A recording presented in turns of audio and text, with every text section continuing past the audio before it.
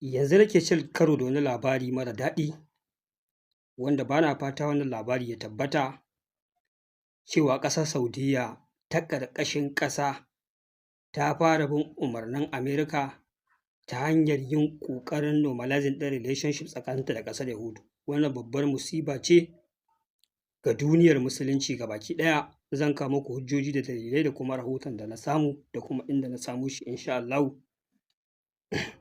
Batun economic D-Day da shugaban ƙasar Amurka yake ƙoƙarin cewa zai ƙaƙaba ma ƙasar Iran takunkumi mafi girma a tarihin duniya, a ƙasar Iran ta mai da martani da cewa wani ƙoƙari ne na wato kawar da tunani ko hankulan al'ummar duniya daga bala'in da su wannan yaƙin ya jefa su. Yanzu haka maganar da ake ana bin ƙasar Amurka bashin dala tiriliyan 40, shi ma zan zo muku da taƙaitaccen rahoto a kan shi. Sai kuma wai menene aikin wai Majalisar Ɗinkin Duniya ne? Mutane da dama suna yi min wannan tambayar wadda na ga lallai akwai buƙatar mu yi magana a kai. Ƙwaƙwalwarka za ta rinƙa bugawa, ka rinƙa tunanin wai dama haka duniya take ba doka ashe? Kawai kowa yana yin abin da ya ga dama ne? Irin dai na zamanin jahiliyya mai ƙarfi shi ne sarki, sai abin da yake so za a yi, sai abin da ba ya so za a yi.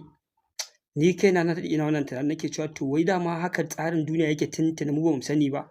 Kawai azzalumi macuci idan ya tara kayan yaƙi shi kenan zai iya kashe kowa, zai iya tirsasa kowa ya yi abin da yake so a kan wata ƙasa babu mai iya taka mai birki? Ni ban fahimci haka da kyau ba sai daga baya da aka yi ta min irin waɗannan tambayoyin na zurfafa bincike na fahimci fa a haka irin wannan tsarin duniya take tafiya a kai. Domin da akwai wani tsari bayan wannan, to wannan tsarin zai hana irin baƙin zaluncin da muke ganin yana faruwa. Menene Majalisar Ɗinkin Duniya?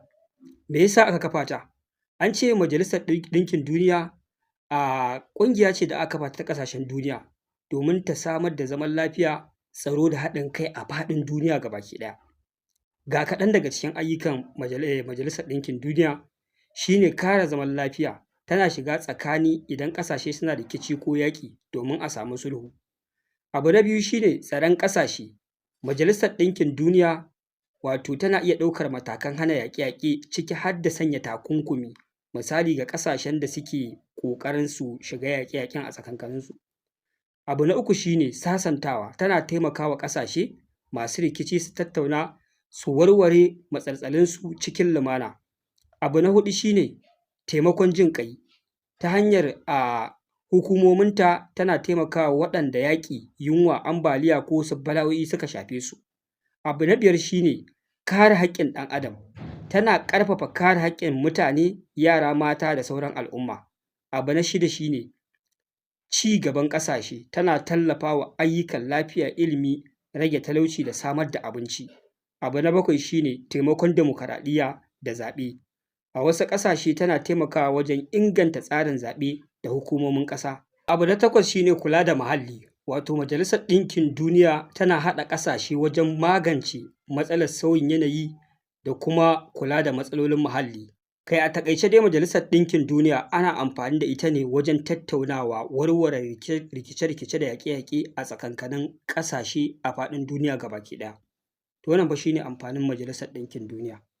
To tambayar a nan shi ne, wai me yasa duk waɗannan abubuwan da suke faruwa a faɗin duniya, wanda duka cikin jerin abubuwan da muka lissafo muku ya kamata a ce mun ga aikin Majalisar Ɗinkin Duniya in dai don wannan dalilan aka kafa ta, amma gabaki ɗaya babu inda Majalisar Ɗinkin Duniya take tsoma baki ko take hana wani abu na zalunci ya faru.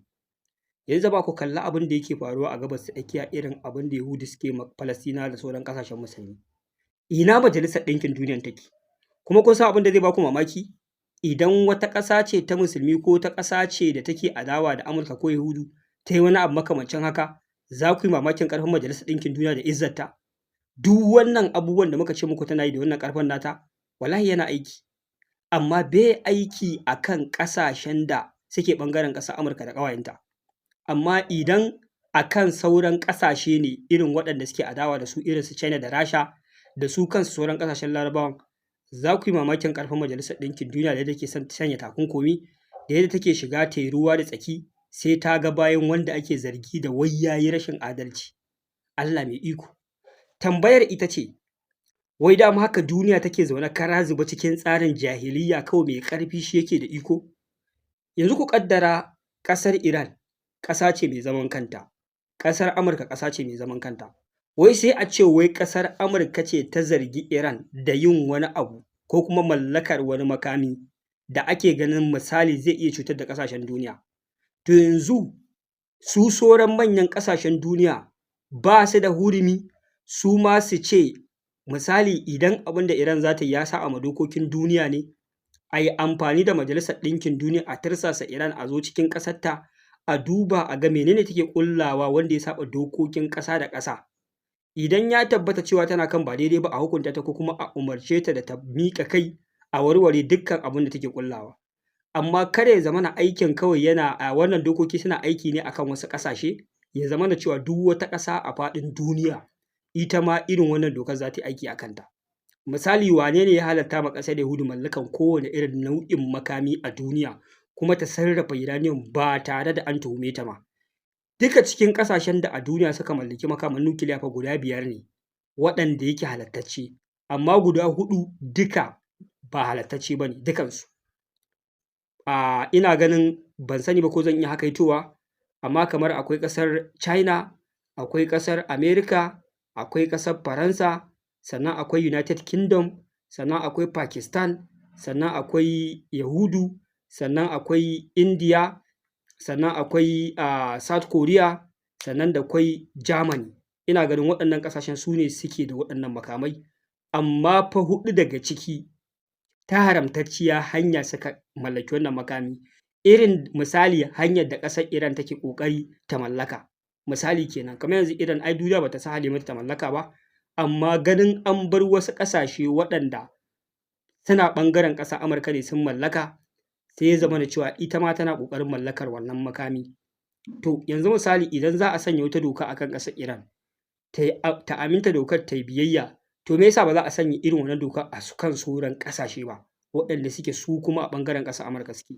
Duk abin da ake cewa ba a yarda wata ƙasa ta yi ba a hukumance ko a dokance, in dai za a hana ƙasar Iran mallakarsa ko Saudi Arabia, to ya kamata su ma waɗannan ƙasashe a hana su. To amma ina, idan su ne za su yi abinsu, za a zo a ba su goyon baya ba uban da ya isa ya bincike su a faɗin duniya. Amma idan kai ne za ka yi, ina ba zai yiwu ba za a bar ka ba. To wannan wai dama ita haka duniya take? Kuma idan aka samu irin wannan mas'alar, Majalisar Ɗinkin Duniya ne ko ko haɗakar ƙasashen duniya ne ya kamata su yi ruwa da tsaki, su yi solving ɗin irin wannan issue ɗin akan wata ƙasa. Amma sai abin ya baka mamaki ko sai a ga wai Amurka ce kaɗai take da hurumin yin irin wannan katsalandan ɗin. Ita ce za ta ce ta yarda kai kaza, ita ce za ta ce ba ta yarda kai kaza ba. To su sauran ƙasashen duniyan me amfaninsu?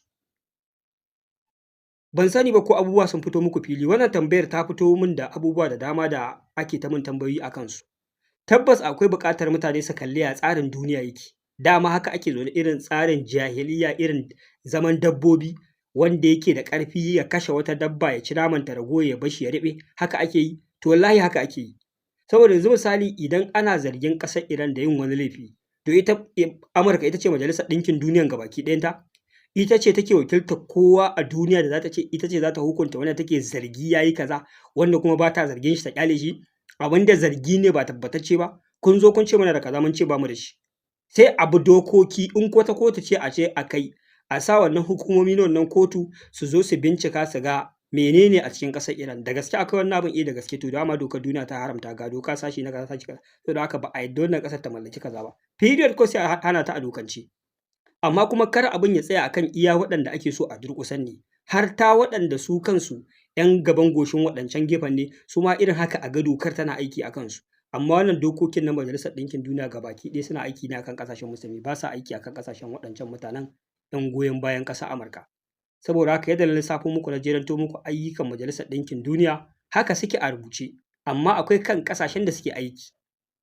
Sannan abu na gaba shi ne, wato abin da yake baƙanta min rai ko kuma yake ban mamaki shi ne, wai irin China da Rasha, wai su ba su da hurumi ko ƙarfin idan aka zo za a yi ma waɗanda suke allies ɗinsu irin wannan rainin hankalin ne, su zo su tsaya a tsakiya su ce ba su yarda ba. Me yasa ba sa iya ɗaukar irin wannan matakin? Wannan gaɓar abin yana ɗan ruɗe tunanina, yana ɗan shigan mun ƙwaƙwalwa. Akwai buƙatar na ƙara faɗaɗa bincike na gano menene dalili, insha Allah kuma ina ganin akwai buƙatar na yi haka.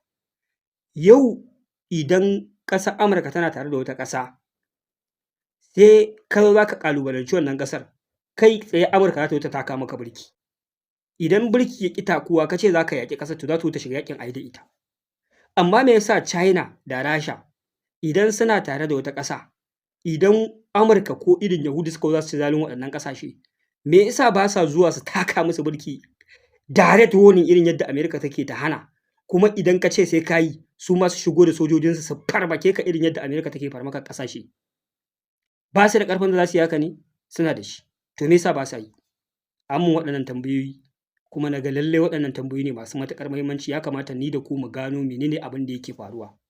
Ko akwai wani nau'in munafunci ko ta munamuna ne a ƙarƙashin ƙasa da ba mu fahimta ba, ko kuma akwai wani dalili waɗannan ƙasashe yasa ba sa samun ƙwarin gwiwa ko kuzarin iya yin haka, kuma wannan wani irin dalili ne, me zai sa hakan ya gagare su bayan suna da ƙarfi kwatankwacin na Amurka kuma za su iya aikata hakan.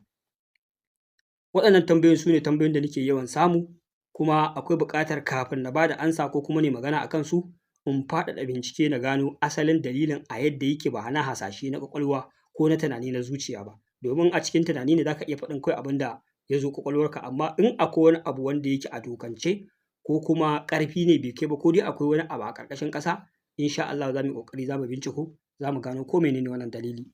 Sai kuma labari da na fara kawo muku, wanda na gan shi daga shafin Ethan's Living, wanda kun sani ɗaya ne daga cikin jajirtattu masu kawo tatattun labarai waɗanda babu ƙanzon kurege ko ƙarya a ciki. Na san duk mai bibiyan kafar TikTok ko Facebook zai san Ethan's Living, wanda na ga ya yi wani rubutu irin an ga wasu abubuwa sun fara faruwa a ƙasar Saudiya na normalizing ɗin, kamar ana ƙoƙarin normalizing ɗin relationship tsakanin ƙasar Yahudu da ƙasar Saudi Arabia. Wannan abu ya tada hankalin al'ummar musulmi.